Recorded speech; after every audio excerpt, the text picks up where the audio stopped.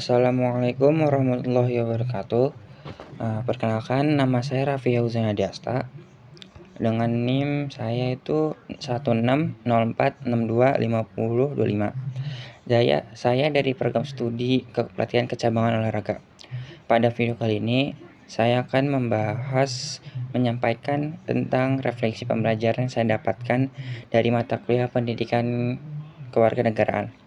Tujuan video ini tuh sebenarnya untuk menjelaskan kembali pemahaman saya mengenai materi yang telah dipelajari dan yang telah dipresentasikan oleh teman-teman sebelumnya, sekaligus untuk memberikan pandangan pribadi saya terkait relevansi materi tersebut dalam kehidupan sehari-hari sebagai warga negara Indonesia. Jadi, tujuan saya membuat video ini itu untuk refleksi saya ke depannya dan membahas tentang keterkaitan materi dengan kehidupan di Indonesia. Oke, kita masuk ke materinya aja. Jadi dalam pembelajaran ini tuh dalam 7 pertemuan kalau tidak salah ada 4 materi yang udah dipresentasiin oleh teman-teman saya, yaitu yang pertama identitas nasional, integrasi nasional, negara dan konstitusi, dan satu lagi tuh tentang hak dan kewajiban warga negara.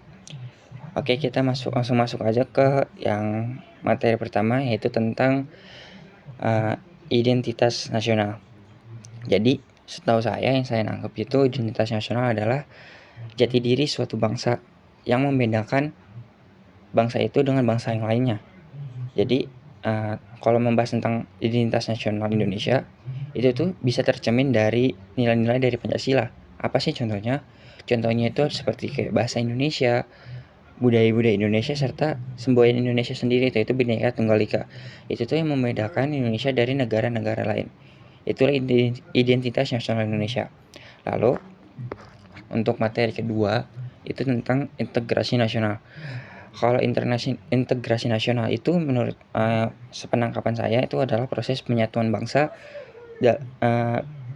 dalam berbagai perbedaan gitu, seperti masyarakatnya beda, suku, agama, ras dan budayanya beda-beda, dan itu akan menjadi satu kesatuan utuh menjadi bangsa Indonesia. Nah, integrasi ini tuh kenapa penting? Karena untuk menjaga persatuan dan menghindari konflik sosial yang ada di Indonesia, biar Indonesia tetap satu padu gitu. Lalu untuk materi yang ketiga itu ada negara dan konstitusi.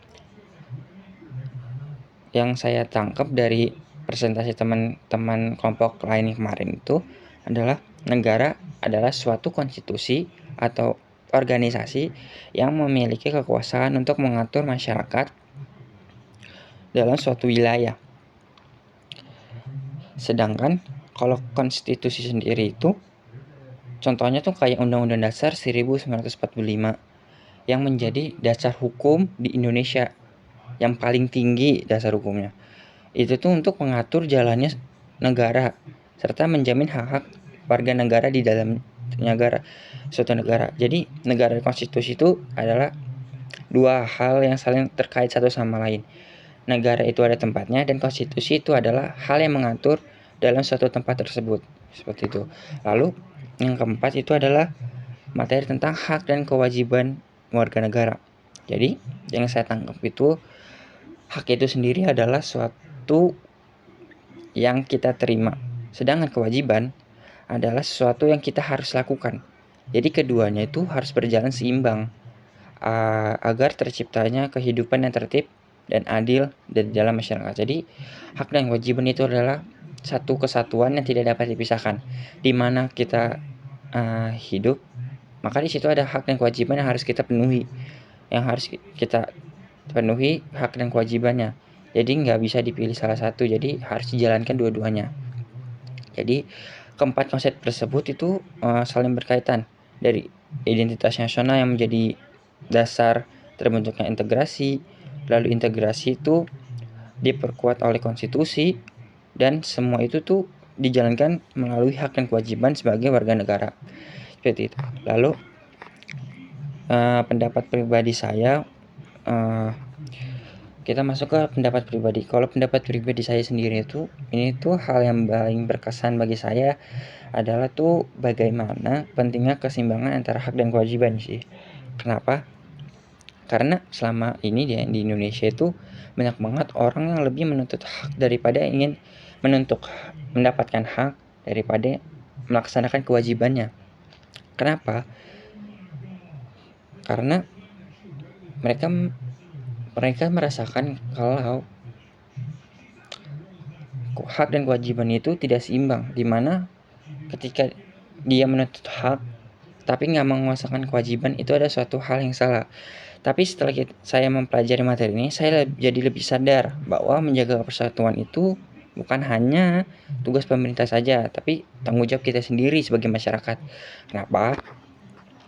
Karena di dalam kehidupan kita nyata ini, kita bisa melihat masih banyak konflik gitu kan, sosial, kayak seperti penyebaran hoak, adanya kurang toleransi antar masyarakat. Hal-hal ini tuh menyebabkan bahwa nilai integrasi nasional masih belum sepenuhnya diterapkan di Indonesia gitu. Contoh sederhananya nih, contohnya tuh kayak misalkan di sekitar area saya ada perbedaan pendapat di media sosial yang sering berujung pada perdebatan yang tidak sehat, seperti tiba-tiba membawa kata-kata yang tidak bagus lah gitu, lagi debat tiba-tiba saling membawa kata-kata yang tidak bagus, kan itu debat yang salah gitu kan. Nah, terus harusnya sebagai warga negara yang baik, saya yang melihat itu tuh harusnya bisa menyikapi perbedaan dengan bijak gitu, dan tetap menjaga satu persatuan. Misalkan saya tegur kayak, Mas nggak boleh gitu ya saat debat, karena itu nggak sopan kata-katanya, seperti itu. Selain itu juga dalam kehidupan sehari-hari pun penerapan hak dan kewajiban itu bisa dimulai dari hal kecil kok gitu. Contohnya apa? Kayak kita menaati aturan, terus menghargai orang lain, serta ikut dalam partisipasi dalam kehidupan masyarakat. Contoh kecilnya kayak kita meski saat lagi bawa motor gitu, lagi lampu merah nih, walaupun jalan di depan kosong, ya kita nggak boleh melanggar aturan lampu merah tersebut, karena itu adalah kewajiban kita untuk menaati lampu lalu lintas yang ada gitu. Jangan mentang-mentang di depannya kosong kita mau melanggar lampu merah, itu nggak boleh, karena itu kewajiban kita untuk menaati peraturan. Jadi menurut saya itu materi yang sangat relevan bagi saya, ya, hak dan kewajiban sebagai warga negara, karena dapat membentuk kita menjadi warga negara yang baik dan sadar akan peran dan tanggung jawabnya di masyarakat gitu sih. Gitu aja sih. Oke, kesimpulan dari materi ini adalah pendidikan kewarganegaraan itu memberikan pemahaman bahwa menjadi warga negara tidak hanya sekedar memiliki statusnya doang, tapi juga memiliki tanggung jawab serta menjaga persatuan, menghormati hukum, serta menjalankan hak dan kewajiban secara seimbang. Dengan memahami dan menerapkan nilai-nilai yang tadi di atas sudah dijelaskan, kita dapat berkontribusi dengan menciptakan masyarakat yang baik. Itu tanda kutip baik ya. Sekian yang dapat saya sampaikan. Wassalamualaikum warahmatullahi wabarakatuh.